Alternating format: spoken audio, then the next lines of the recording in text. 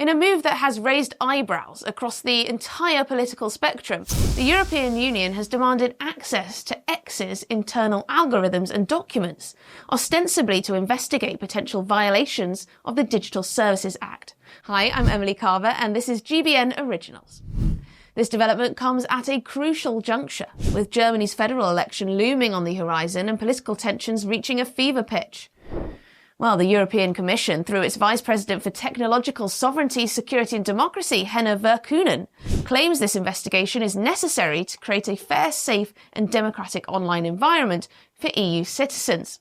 So on the surface, this might seem like a noble pursuit. After all, who wouldn't want a safer, more democratic internet? However, scratch a little beneath the surface and a more sinister picture emerges. The timing of this investigation, coupled with the specific focus on X's recommendation algorithms, raises serious questions about the EU's true motives. We need to protect elections right now, and there's a very easy solution to stop this manipulation. Stop the recommender systems. Let people choose the content they want without Elon Musk or Mark Zuckerberg imposing the content of their choice on people. It's no coincidence that this probe comes as Germany gears up for a hotly contested election. The ruling coalition led by Chancellor Olaf Scholz is facing a significant challenge from the opposition, particularly from the Alternative for Deutschland. Recent polls show the AfD in second place, trailing only the Christian Democratic Union. What's particularly telling is the suspicion among German politicians that Elon Musk's support for the AfD might translate into X boosting the party's content. This fear seems to be the real driving force behind the EU's sudden interest in X's algorithms. Now, this isn't happening in isolation. The German election campaign has been marred by a series of controversial and repressive moves, particularly targeting the AfD and its supporters. Some branches of the party have even been labelled as extremist by Germany's domestic spy agency. It's a classic case of the establishment using state apparatus to suppress political opposition. Now, if the EU were genuinely concerned about online safety and democracy, why focus solely on X? Why now, when a crucial election is just around the corner? The answer becomes clear when we consider the broader context. The ruling coalition in Germany, facing the prospect of losing power, seems to be pulling at every lever possible at its disposal to maintain control. And the EU, far from being an impartial arbiter, appears to be actively taking sides in this internal German political battle. The implications of this move are profound and deeply concerning. By demanding access to X's internal algorithms, the EU is essentially seeking the power to shape public discourse. This is not about combating hate speech or disinformation. Surely it's about controlling the flow of information and, by extension, influencing electoral outcomes. If X is found to be in breach of the DSA rules, it could face fines of up to 6% of its global turnover. This threat of financial punishment is a powerful tool to coerce platforms into compliance with the EU's vision of what constitutes acceptable speech. Now, this latest move by the EU is part of a worrying trend we've seen across the Western world. Under the guise of combating disinformation, governments and supranational bodies are increasingly seeking to control online discourse. EU Commissioner Hadja Labib recently compared online disinformation to a virus, promoting the controversial Democracy Shield initiative.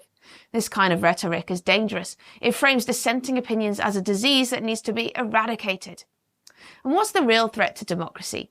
The irony here is palpable. In the name of protecting democracy, the EU is engaging in actions that fundamentally undermine democratic principles.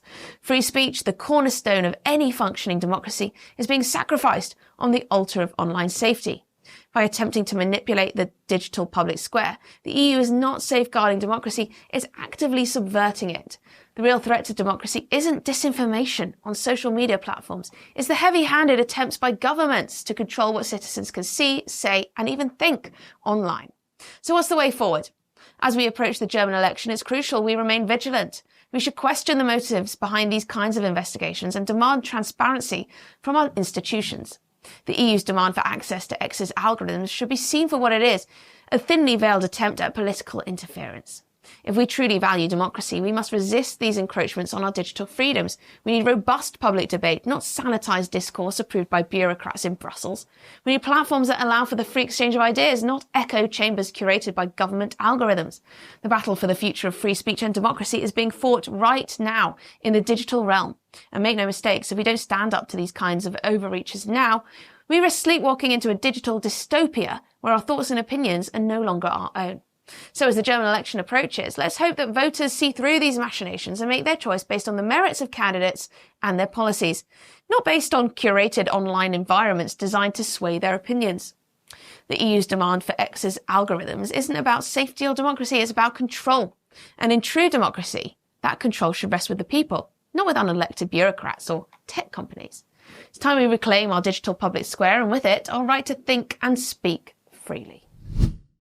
One of the priorities during our 6-month presidency is to strengthen Europe's resilience against foreign interference and disinformation. We are certainly not starting from scratch, and the Digital Service Act is one of the key legislative tools adopted during the last legislative cycle that plays a role in this process. The EU has the most advanced and powerful legal framework for online platforms, balancing freedom and responsibility, the Digital Services Act. The DSA does not censor content. It creates efficient mechanism for the removal of illegal content defined by other EU or national law, such as illegal hate speech. Because what is illegal offline is also illegal online. We have also seen it in the last month in Romania, where the Constitutional Court annulled presidential elections after declassified documents alleged the existence of coordinated manipulation campaign on TikTok. We opened formal proceedings on that against TikTok. Since the entry into application of the DSA, 25 very large platforms and search engines were designated, and no less than 10 proceedings were opened.